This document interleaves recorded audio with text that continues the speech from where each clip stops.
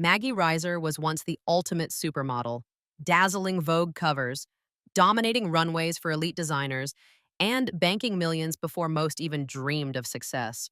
But in an instant, it all crumbled. Her fortune vanished, her career flatlined, and the glittering world that worshipped her turned ice cold. Maggie was forced out, stripped of choice, trust, and stability. This is a tale of betrayal, heartbreak, and the brutal cost of blind faith. What truly happened to Maggie Rizer's empire? Shifting priorities, finding balance. After working for over 10 years in the fashion world, things began to shift for Maggie Rizer in 2004. Her life started moving in a different direction, shaped by personal changes and family events that pushed her to stop and think deeply about everything. Fashion had always been a strange place where things looked beautiful on the surface, but underneath, it often left people feeling confused. It was a world where fantasy mixed with truth, and where it became hard to know who you really were. I didn't necessarily want to be them, but in a way you kind of fantasize about, what they really are like or who they really are. As a model, she had started working while still young, but the longer she stayed, the more she saw how fast she had to grow up to keep going. After a while, she knew something had to change. She needed to bring balance into her life.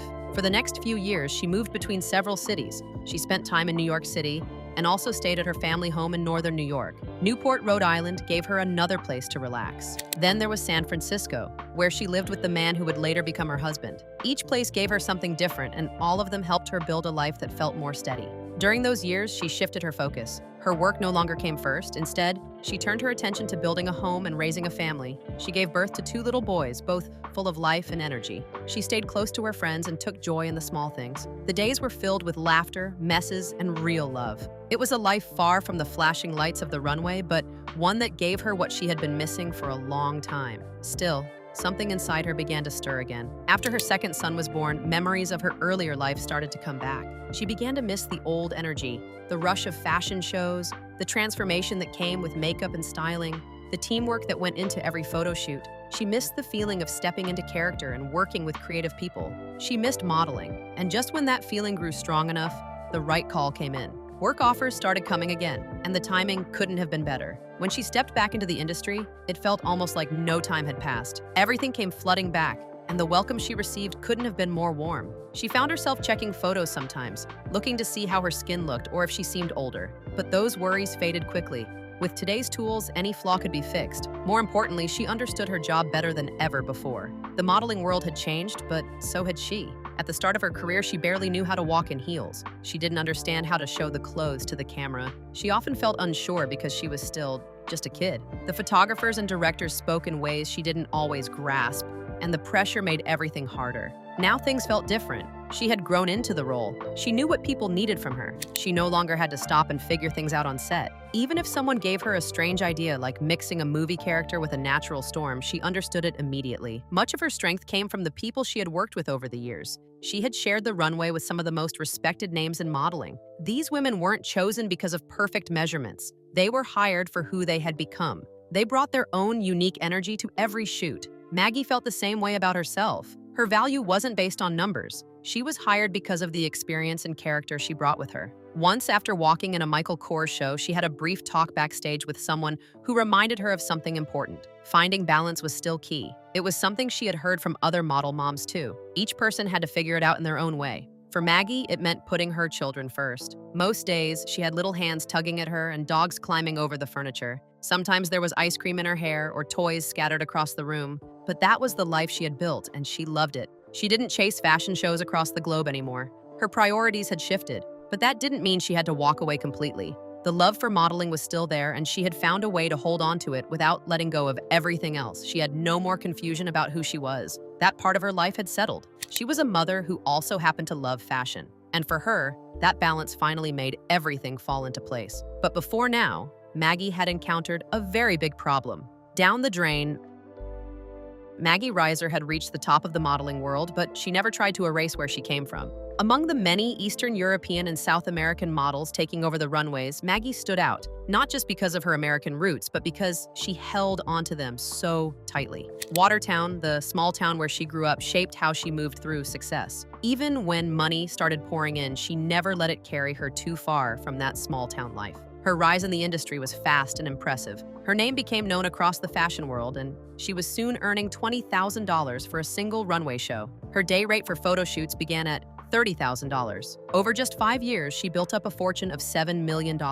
With that money, she didn't just invest in herself, she bought a $1.6 million condominium in Tribeca, right in the heart of New York. At the same time, she built a cottage by Lake Ontario, close to the water where she had spent so many childhood summers. That place meant something to her, and she brought it back into her life. She also gave back to her family by buying one of the best houses in Watertown for them to live in. Yet, despite being surrounded by luxury, her lifestyle was more restrained than expected. Compared to other supermodels, Maggie lived modestly. She didn't throw her money around or chase extravagant things. She trusted those around her, especially her family. At age 20, she and her mother decided to hire a professional financial manager in New York. The manager would take 5% of Maggie's earnings in return for handling her growing fortune. But that plan faded before it even started. Her stepfather, John Breen, stepped forward and said it was unnecessary. He had worked in the insurance business and claimed he could do it all himself. After much consideration, Maggie let him take over her finances. At first, it seemed like a practical choice,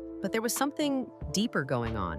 John had a serious drinking problem. Even though his past struggles with alcohol were known, they didn't raise much concern in the beginning. When he visited New York, he and Maggie sometimes went out for cocktails together. It felt like part of the celebration, especially during special career moments. But what looked like fun in the city didn't reflect what was really happening back in Watertown. In his hometown, John's drinking had taken control of his life. He had started to lose his sense of direction as Maggie's fame grew. On the surface, he kept up the image of a working man, dropping off the kids at school and heading out for the day. But instead of going to the office, he would drive to a local bar. One of his regular spots was the Speakeasy, a bar owned by Watertown's mayor. It was there that he found something that made things even worse. Quick Draw, a fast-paced lottery game with high stakes and non-stop play. Quick Draw worked like a video game. Every 5 minutes, the game started over. A single ticket allowed a $10 maximum bet, but John didn't stop at one. He filled out dozens at a time, often playing 50 tickets in one sitting. He'd spend hours at the bar, drinking vodka and playing over and over again. His bank account couldn't keep up. As the money disappeared, he began to take bigger risks. To avoid getting caught by local bars or facing bad check charges, he began using Maggie's bank account. He wrote checks made out to himself or to cash, always believing he'd pay it back when he finally hit a big win. But unfortunately, the wins didn't come, and the losses kept stacking up. Some weeks, he spent up to $60,000. Each night, he told himself he'd stop. But the next day, he would drive right back to the same bar and start again. He couldn't pull himself out of it. John had a long friendship with the mayor, Jeff Graham, who even appeared in a television special about Maggie in 2000. However, that friendship didn't help matters. The mayor would sometimes call John to let him know about quick draw events at the bar. It only fed the addiction. Over time, John's business fell apart. He stopped going to work altogether. He admitted that even his best week in the insurance business wouldn't make up for what he was losing through gambling. The pressure grew. Notices about unpaid electric bills started showing up at the house of Maggie's mother, Maureen. Instead of admitting the truth, John blamed her for spending too much. But the damage was already done. After he lost all of his own money, he began using Maggie's money even more. On some days, he lost tens of thousands of dollars from her account. And no one in the family knew the full story because John kept it all hidden. The double life continued for a while before everything finally started to break down. What looked like a successful, supportive stepfather on the outside was, in fact, someone spinning out of control. Maggie had worked hard and stayed grounded, but someone she trusted had used that trust to dig himself deeper into addiction. The money she earned with long hours, hard work, and discipline was disappearing through a hole no one could see until it was too late. The missing money mystery. Maureen Brennan had reached her breaking point. Her husband's drinking had taken over their lives, and after struggling with it for too long, she made the hard choice to check him into an alcohol rehab center. While he was away, she went into his office to clean things up and get everything in order. But the trash in the bin caught her eyes. Among crumpled papers and old receipts, there were documents, check stubs, and bank records that didn't look right. One by one, she picked them out and began to lay them on his desk. As she looked through them, a different picture began to show itself. She took her time and slowly pieced the puzzle together. The deeper she dug, the more things came to light. She saw that her husband, John Breen, had been hiding a dark secret. He had taken full control of Maggie's money, every dollar she earned from modeling, and even the inheritance she had received after her biological father, Kevin, passed away from AIDS in 1992. It wasn't just some small mistake. The money had been used up. In January, Maureen called her daughter Maggie from upstate. Her voice sounded heavy, drained by the stress. She let Maggie know that John had started drinking again and had been sent to a treatment center not far from their home. With him away, Maureen had decided to take a look at Maggie's finances. Something didn't add up. There were missing funds and confusing account transfers. Money had been moved around without any clear explanation. Maggie didn't want to believe it at first. She had always seen John as someone who stepped in when she needed support. He had filled a role in her life that had been empty for years. She felt safe around him. She didn't want to see what her mother was describing. It sounded too far-fetched, and she thought maybe her mother was just reacting too strongly, as she sometimes did. Still, Maureen would not let it go. So Maggie gave in and did something she hadn't done in a long time. She called her bank to ask about her accounts. One by one, the calls chipped away at what she believed to be true. The first account had been shut down months ago. Another one had been completely emptied. She moved on to an investment firm where she had mutual funds. They told her the funds had been withdrawn. She called more banks. The same pattern kept showing up. She found out that she had several accounts she hadn't even known about, and all of them had been drained. The money was gone. The more she looked into it, the worse it became. It was like falling into a hole that got deeper with every step. It took weeks to uncover the full damage. Altogether, nearly $7 million had vanished.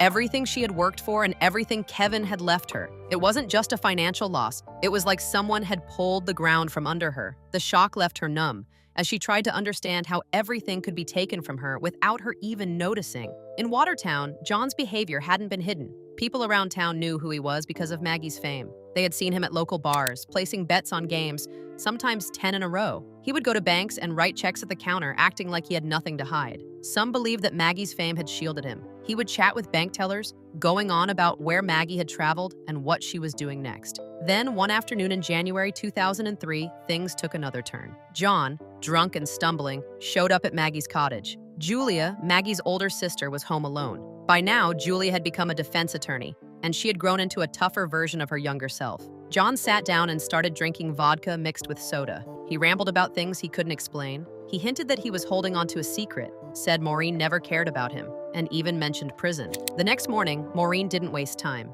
She booked him into another rehab facility near Syracuse. But before heading there, John insisted on stopping by his office. Maureen hadn't been inside before. When she walked in, she saw papers thrown everywhere. The place was a mess. Against one wall, there were big black garbage bags stuffed full. John rushed to his desk and filled out a form, sealed it in an envelope, slapped on a stamp, and pushed it into her hands. He told her to mail it, but warned her not to open it. He also demanded that the trash be taken out immediately. There wasn't enough time. They had to get to the clinic. So the next morning, Maureen called a few friends to meet her at the office. Once they started going through the filing cabinets and those garbage bags, everything fell into place. Inside the trash, they found documents that told the whole story. Fake signatures, forged withdrawal forms, early pension cash-outs, penalties from broken investment accounts. She had brought the envelope with her. When she finally opened it, it was another withdrawal slip. She was heartbroken. In 2004, the truth finally caught up with John. He was charged and later found guilty of grand larceny and conspiracy to defraud. His sentence was set, 16 to 48 months in prison. The damage he had caused couldn't be undone, but the lies were no longer hidden. The pieces had been picked up one by one from the mess he left behind, rising back after the fall. Push yourself to fix what's wrong and really face your fears and fix things, and don't give up on yourself. After everything that happened with John, Maggie found herself totally lost. She didn't know where to turn or who to trust. Everything she had believed in suddenly felt shaky. She had always believed in taking people as they came. If someone smiled and seemed kind, she accepted them. But John had changed all of that. She had thought he was trustworthy, a good man. Now that image was broken, and with it, her sense of safety. If he could fool her so easily, she started to wonder about everyone else, unsure of who they really were beneath the surface. The shock pushed her into a downward spiral. She lost interest in the things that once made her feel strong. She gave up on exercising, stopped taking care of her health, and began eating whatever she could grab quickly. She turned to greasy pizza and strong cocktails, letting the days blur into each other. She didn't weigh herself anymore. She didn't care. Time passed, and when she finally stood in front of a mirror again, she barely recognized herself. Her face had grown rounder and she had gained weight. In the modeling world, it was enough to knock her down. She went from a size 2 to a size 6, and in her industry, that meant the doors started to close. Her modeling agency had changed. She had moved from Ford to IMG, hoping for a fresh start. But instead of support, she felt the pullback. They stopped putting her forward for major opportunities. Instead, they brought her in for jobs that didn't push her image. The agency told her it might be better if she stepped away for a while. At some point, Maggie was told to take therapy. It was as if someone had turned off the tap. Her success, her name, and even her fortune were slipping away. Everything that had come so quickly was now fading just as fast. She didn't even fight it. She let it happen. Somewhere deep down, she didn't know if it had ever truly been hers to begin with. Through it all, she kept pretending things were fine. But people around her started to see through the act. During Easter, in April 2004, she visited home. She took a taxi to her sister's place. But what should have been a family moment turned into conflict. Julia couldn't understand how Maggie was reacting. She didn't see anger. She didn't see action. Julia wanted her to get back on her feet, to shake herself out of the mess. They argued. Maggie left and found herself locked out of the house. She had to wake her mother to let her in. Her mother had no idea Maggie had been up the entire night, pacing through her thoughts. Since both of them were now awake, Maureen offered her something she thought might help, a drink. But that moment made things worse. The famous supermodel Maggie Rizer was raised in a small town called Watertown, found in northern New York. Her early life was shaped by things many small-town teenagers experienced. There were field hockey games after school, long evenings around bonfires with friends, and band rehearsals that filled her afternoons. She played the baritone horn in the school's marching band and kept herself busy with activities that brought people together. At home, things changed early in her life. Her parents separated when she and her older sister were still very young. Not long after, her father came out as gay, which added another layer to their family's story. Over time, her mother remarried, and soon their home was filled with more siblings. A younger brother and 2 younger sisters joined the family. Though they didn't have much money, the children made do with what they had. They made the most out of the small things, and life moved forward. Eventually, her father passed away from AIDS, but even this loss somehow became a part of the world around her, as if people had learned how to live with sorrow without breaking down. Maggie continued to grow up and held on to the idea of having a normal American life. She imagined her future filled with college days, long weekends with friends, and parties that stretched late into the night. She pictured herself sleeping in, picking easy class schedules, and heading off on road trips. But her life turned out very differently. It all started with a single photograph. Her high school graduation photo was displayed in a local photography studio called Burns Photography, and even ended up in the local shopping mall. People who walked past the photo took notice. Friends, neighbors, and even strangers started bringing up modeling. They told her mother to send the photo to agencies in New York. And a lot of people we knew would look at her graduation picture and say to us, oh, you should send her picture in to a modeling agency. After hearing these suggestions again and again, her mother finally sent Maggie's pictures to Ford Modeling Agency. Her features stood out from the rest. Pale skin, filled with freckles, and bright blue eyes gave her a look the modeling world hadn't seen in years. Instead of simply admiring her appearance, the agency responded with something rare. Maggie Rizer became the first model to be offered a contract based only on photos sent through the mail. No interviews, no test shoots, just pictures. And it worked. Even with that major offer, she didn't rush into modeling. She had already started school at the State University of New York at Geneseo, and also studied at the Rochester Institute of Technology. For a while, she focused on her studies, but the pull of the fashion world grew stronger. She decided to give modeling a real try during one summer break. She made a bold move and dyed her natural strawberry blonde hair a brighter red. That caught the eye of Italian Vogue and their top photographer, Stephen Meisel. After working with him and other big names, she decided to set school aside. The fashion industry opened its doors wide. In September 1997, she landed her first cover and a 20-page couture feature. Then, more covers followed. In April 1999, she appeared on the front of American Vogue alongside Kate Moss. In November 2000, she returned to Vogue again, this time with Carmen Cass, Angela Lindvall, and Frankie Rader. That same year, she was nominated for the VH1 Vogue Model of the Year award. Carmen Cass took home the win, but the nomination alone placed Maggie in the same league as the most powerful faces in fashion. From there, her work only grew. She appeared on the covers of magazines like Elle, Lucky, Vogue, and Flair. Fashion spreads around the world featured her face. Her look became one of the most recognized in the late 1990s and early 2000s. Instead of going to college parties, Maggie found herself living a completely different life. She received invites to grand events at the Versace mansion. She boarded the Concorde so she could squeeze in more jobs across continents. She posed for couture shoots at Versailles. She wandered through antique stores in Biarritz with Karl Lagerfeld, who introduced her to fine French culture and wines. She also gained another experience by stepping briefly into the world of television and film. Maggie had a cameo in season 6 of Sex and the City, appearing in a fashion-themed episode. She showed up in America's Next Top Model, Cycle 2, where she taught contestants how to walk the runway properly. On Stylista, episode 6, she took part in showing what it was like to meet the demands of a top model client. Maggie Rizer was even involved in a scene for the comedy film Zoolander. Though the scene didn't make the final cut, her place in fashion history was secure. From a simple life in Watertown to walking runways across the world, Maggie Rizer's story moved fast. It started with a photo in a small-town mall and led to magazine covers, fashion shows, and high-profile parties. Her career rose during a time when fashion was changing, and her image helped shape that new era.